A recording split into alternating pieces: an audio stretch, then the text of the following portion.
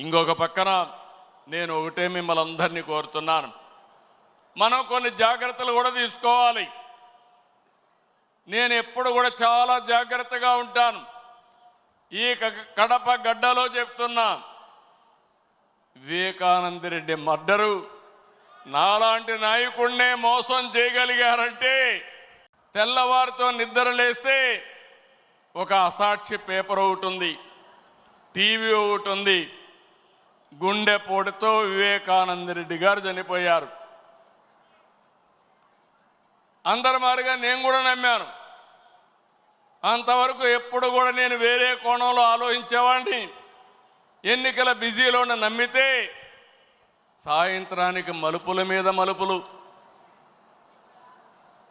గొడ్డలితో మెదడు కూడా బయట వచ్చి అంత చిన్నాభిన్నమైపోయి రూమంతా రక్తం ఉంటే అలాంటిది కడిగేసి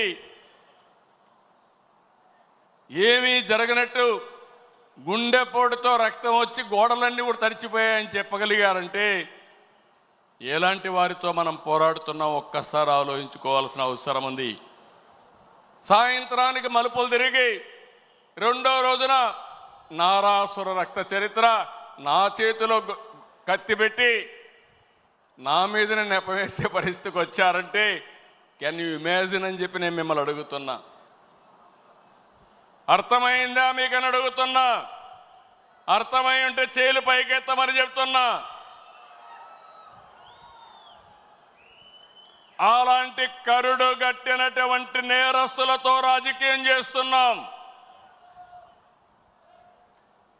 అందుకే నిన్న ఒకటి జరిగితే వీరయ్య చౌదరి, సంతనూతలపాడు, పల్నాడు హత్యలు జరిగాయి.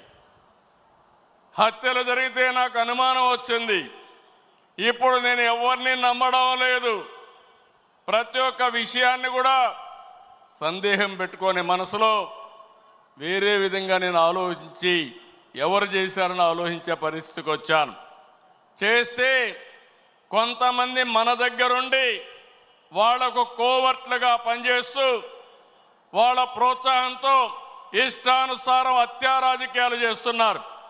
మన చేతితో మన వేలుతో మన కన్ను పొడుచుకొని తద్వారా రెండు పనులు, ఇది తెలుగుదేశం పార్టీ వాళ్ళు వీళ్ళనే చంపుకుంటున్నారు అని చెడ్డ పేరు తేవడం, వాళ్ళ టార్గెట్ని సులభంగా ఎలిమినేట్ చేయడం, ఇది నేరస్తులు చేసే కనికట్టు మాయ.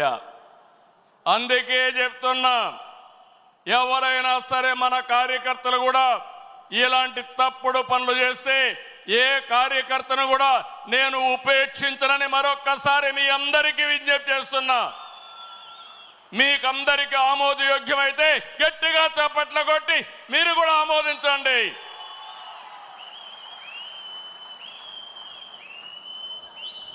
నేరస్తులు కబద్దార్, నా దగ్గర మీ ఆటలు సాగనివ్వను. ఇది ఒక హెచ్చరిక. కోవర్ట్లు మన దగ్గరికి పంపించి ఆ కోవర్ట్ల ద్వారా మీ అజెండా నెరవేర్చుకోవాలనుకుంటే ఇది మీకు సాధ్యం కాదు.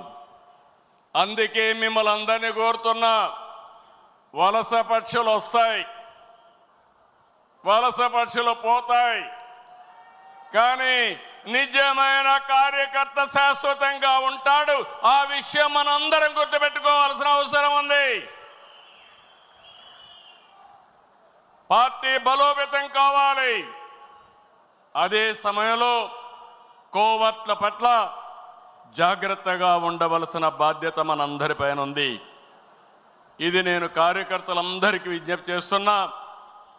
ఈరోజు ఎక్కడికక్కడ మనం అందరం కూడా ఆలోచించుకుని రాబోయే రోజుల్లో ఇంకా పగడ్బందీగా కార్యక్రమాలు చేపడతామని మీకు తెలియజేస్తూ, అదే సమయంలో ఎన్టీఆర్ మెమోరియల్ ట్రస్ట్ ద్వారా న్యూట్రిఫుల్ యాప్ పెట్టాం, బ్లడ్ డొనేషన్ క్యాంపులు పెట్టాం.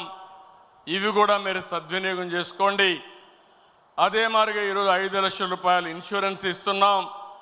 ఇంకో పక్కన ఆరోగ్య విషయంలో కానీ, విద్య పిల్లల చదువు విషయంలో కానీ జాగ్రత్తలు తీసుకుంటున్నాం. ఈ రెండే కాకుండా ఆర్థికంగా కూడా మన కార్యకర్తల్ని పైకి తేవడానికి ఎలాంటి కార్యక్రమాలు చేయాలనో అది కూడా ఆలోచిస్తున్నాం.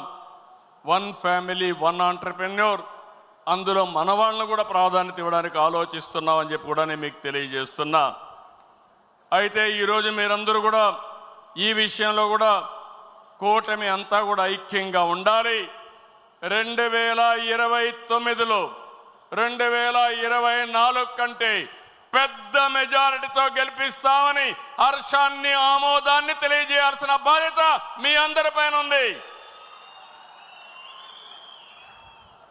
అదే సమయంలో పేదల సేవలో సోషల్ రీఇంజనీరింగ్, ఈరోజు ఈ రాష్ట్రంలో సంక్షేమ కార్యక్రమాలకు ఆద్యుడు మన నాయకుడు ఎన్టీ రామారావు గారు. ఆ తర్వాత సంక్షేమ కార్యక్రమాల్ని ముందుకు తీసుకుపోయిన పార్టీ తెలుగుదేశం పార్టీ. ఇంకో పక్క మీరు చూస్తే వెనుకబడిన వర్గాలు ఎప్పుడు కూడా తెలుగుదేశం పార్టీకి కంచు కోట, వెన్నెముక. ఏ సందర్భంలో కూడా ఏ వ్యక్తి కూడా వెనుకబడిన వర్గాలను మర్చిపోవడానికి వీలు లేదు. అందుకే మొన్న ఎలక్షన్లో ఒక పని చేశాం, సోషల్ రీఇంజనీరింగ్ చేశాం. అన్ని కులాలకు సముచితమైన స్థానం ఇవ్వాలని, వెనుకబడిన వర్గాలకు పెద్దపీట వేయాలని మనం ముందుకు పోయాం. దీని ఫలితాలు కూడా బ్రహ్మాండంగా వచ్చాయి. నేను పార్టీలో కూడా మిమ్మల్ని అందరినీ ఒకటే కోరుతున్నాను, జనాభా దామాషా ప్రకారం అన్ని కులాలకు అన్ని మతాలకు అందరికీ గౌరవం ఇచ్చే పరిస్థితి రావాలి. దీనివల్ల ప్రజల్లో విశ్వాసం పెరుగుతుంది, పార్టీకి లాభం వస్తుంది, భవిష్యత్తు కూడా ఎన్నికల్లో గెలవడం కూడా ఈజీ అవుతుందని చెప్పి కూడా నేను మీకు తెలియజేస్తున్నా. ఇంకో పక్కన మీరు చూస్తే బడుగు వర్గాలకి బలహీన వర్గాలకు మనం దగ్గరగా ఉండాలి. ఈరోజు మీరు చూస్తున్నారు సమాజంలో కొన్ని దురాచారాలుంటే 2 గ్లాసుల సిద్ధాంతం ఉండేది. జస్టిస్ పున్నయ్య గారి కమిషన్ వేశాను, ఆయన ఇచ్చిన రికమెండేషన్లు అమలు చేశాం. ఈరోజు అంబేద్కర్ గారి స్ఫూర్తిని పూర్తిగా అమలు జరిపిన వ్యక్తి ఎన్టీ రామారావు గారు అయితే దాన్ని లాజికల్గా తీసుకుపోయిన పార్టీ తెలుగుదేశం పార్టీ.